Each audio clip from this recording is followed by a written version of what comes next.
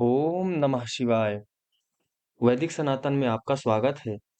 श्री शिव महापुराण में रुद्र संहिता के 12वें अध्याय का श्रवण करेंगे।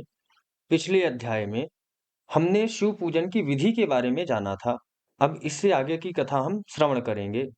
नारद जी बोले, ब्रह्मा जी, आप धन्य हैं, क्योंकि आपने अपनी बुद्धि को शिव चरणों में लगा रखा है।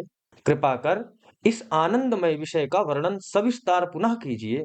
ब्रह्मा जी ने कहा, हे नारद, एक समय की बात है, मैंने सब ओर से देवताओं और ऋषियों को बुलाया और क्षीर सागर के तट पर भगवान विष्णु की स्तुति कर उन्हें प्रसन्न किया। भगवान विष्णु प्रसन्न होकर बोले, हे ब्रह्मा जी एवं अन्य देवगणों, आप यहाँ क्यों पधारे हैं?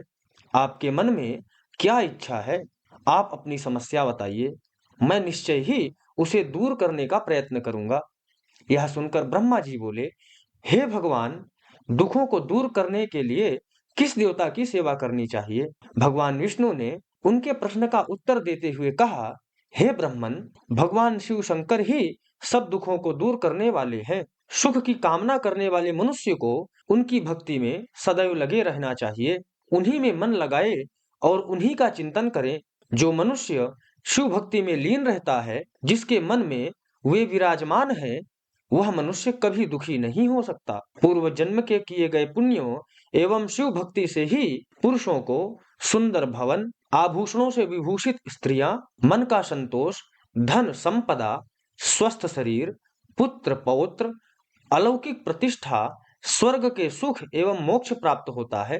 जो स्त्री या पुरुष प्रतिदिन भक्ति पूर्वक शिवलिंग की पूजा करता है, उसको हर जगह सफलता प्राप्त होती है। वह पापों के बंधन से छूट जाता है।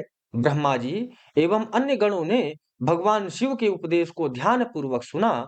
भगवान विष्णु को प्रणाम कर कामनाओं की पूर्ति हेतु उन्होंने शिवलिंग की प्रार्थना की। तब श्री विष्णु ने विश्वकर्मा को बुलाकर कहा, हे मुने, तुम मेरी आज्ञा से देवताओं के लिए शिवलिंगों का निर्माण करो। तब विश्वकर्मा ने मेरी और श्री हरि की आज्ञा को मानते हुए देवताओं के लिए उनके अनुसार लिंगों का निर्माण कर उन्हें प्रदान किया।